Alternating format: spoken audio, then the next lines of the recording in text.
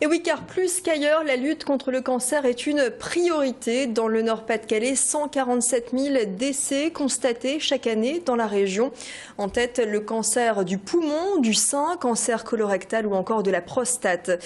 En ce lundi, la journée mondiale contre le cancer est l'occasion de rappeler qu'un programme régional est mis en place depuis l'année dernière pour mieux agir auprès des patients avant, pendant et après la maladie. En termes de chirurgie et de radiothérapie, des progrès permettent de cibler au mieux les tumeurs. L'occasion également ce lundi de rappeler l'importance de la prévention et du dépistage. Pour parler justement de cette maladie près de chez nous, on va recevoir tout de suite notre invité Christophe Dessau. Vous êtes praticien hospitalier en oncologie au CHR de Lille. Bienvenue à vous sur ce plateau et merci d'avoir fait le déplacement. Alors Christophe Dessau, pourquoi le cancer fait-il si peur? C'est ma première question. Alors, pourquoi il faisait si peur au départ? Pour transformer la question, parce que la première raison, c'est quelque chose dont on ne parlait pas, donc quelque chose qu'on ne pouvait pas appréhender, qui n'était pas transmis.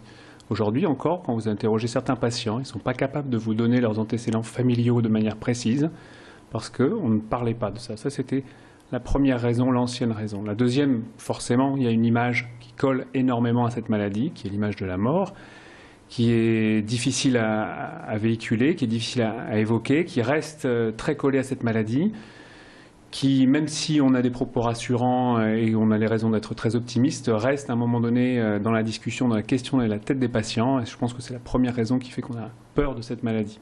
Parce qu'elle nous met face à une réalité qu'on occulte à juste titre. Dans la région, le nombre de cancers ne fait qu'augmenter visiblement. Alors, d'après les derniers chiffres, 147 000 décès par an. C'est assez important. Comment vous, à votre niveau, et avec ce que vous pouvez constater au quotidien, vous expliquez cette hausse alors que les traitements progressent? Alors, il y a énormément de paramètres qui vont influer sur ce chiffre, qui n'est pas de 147 000 dans la région, qui est un chiffre plus restreint, mais la première, il y a plein de mécanismes qui peuvent être impliqués. Il y a un premier, par exemple, qui est le fait de découvrir des cancers qu'on ne connaissait pas avant. Je prends le cancer de la prostate. Si aujourd'hui vous faites un dosage de PSA à quelqu'un de 80 ans, vous allez probablement lui trouver, dans un certain nombre de cas, une tumeur de la prostate qui ne lui aurait jamais posé de problème dans toute sa vie. Mais la technicité, le caractère proactif de la médecine peut de temps en temps découvrir un certain nombre de cas. C'est un effet de surdiagnostic. Donc c'est une petite explication. Ce n'est pas la première, mais c'est un point de vue technique. Il y a une deuxième raison qui est le vieillissement de la population. La région Nord-Pas-de-Calais, même si un certain nombre de retraités vont des fois changer de région, n'est pas prémunie du vieillissement de la population. Et il y a mécaniquement une augmentation du nombre de cas. Pas forcément proportionnellement, mais à population constante, à population croissante, une augmentation du nombre de cas. Et puis il y a des changements épidémiologiques. Pour certaines tumeurs, on observe, ou on observait, parce que ce sont des chiffres qui sont assez évolutifs, de plus en plus évolutifs dans le temps, puisque ces chiffres ont tendance à stagner depuis un petit moment. On a observé des augmentations, par exemple, dans le cancer du sein, alors pour lequel le seul vieillissement et autres ne pouvaient pas expliquer, mais il y avait des changements épidémiologiques. En particulier, par exemple, pour le cancer du sein, c'est l'augmentation de l'exposition aux oestrogènes d'une manière large. C'est alors des éléments qui sont assez compréhensibles. C'est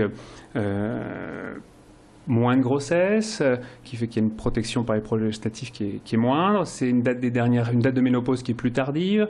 C'est peut-être l'exposition à certains œstroprogestatifs dans certains cas, avec le traitement de la ménopause par exemple. C'est aussi un surpoids qui, mécaniquement, par des raisons biologiques un petit peu plus compliquées, entraîne un taux plus élevé d'œstrogène dans le sang et qui va augmenter comme ça le risque de cancer du sein. Il n'y a pas une cause unique. Il n'y a pas la cause d'augmentation du cancer dans la région ou en France ou en Europe.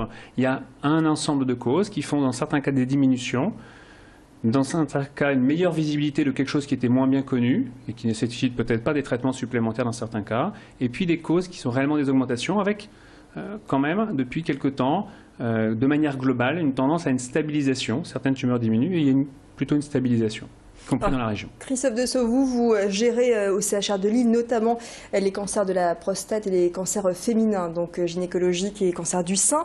En termes de chirurgie et de radiothérapie, quels sont brièvement les progrès, puisqu'on va quand même essayer de rester en cette journée mondiale contre le cancer optimiste. Quels sont les progrès? Les raisons d'être optimiste, elles sont nombreuses, parce que effectivement, d'abord, les chiffres sont en amélioration en termes d'incidence, en termes de nombre de cas, en termes d'efficacité des traitements, et ça on le constate depuis longtemps. On a parlé du nombre de cas, mais en termes de mortalité liée au cancer, ces chiffres sont en diminution depuis les années 80, y compris dans la région, même si on a toujours envie de se flageller. Effectivement, les chiffres nécessitent une préoccupation et une attention plus importante, mais ces chiffres d'efficacité des traitements, de diminution de la mortalité du cancer sont réels, y compris dans la région. Au niveau technique, c'est un ensemble. Il n'y a pas une technique qui va apporter la solution. Effectivement, en termes de chirurgie, par exemple, il y a une meilleure compréhension de la place de la chirurgie, une meilleure intégration, vous parlez de la prostate, avec les techniques de radiothérapie. Il y a un développement dans les traitements, dans les médicaments. En cancer de la prostate, par exemple, même si ils sont pris en charge plutôt dans le service d'urologie au centre Oscar Lambret, il y a un net progrès dans les traitements de chimiothérapie, d'hormonothérapie.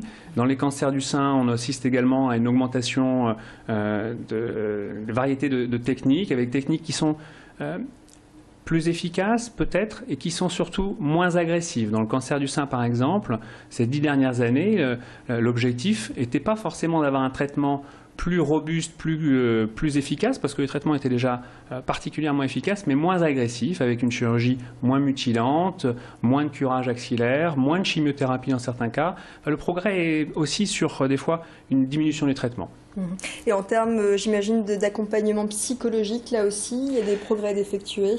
C'est certainement le domaine sur lequel il devait y avoir le plus de progrès, avec le plan cancer par exemple, mais c'était une prise de conscience un petit peu globale auquel j'ai, dans le cadre de ma formation, finalement un peu vu l'évolution.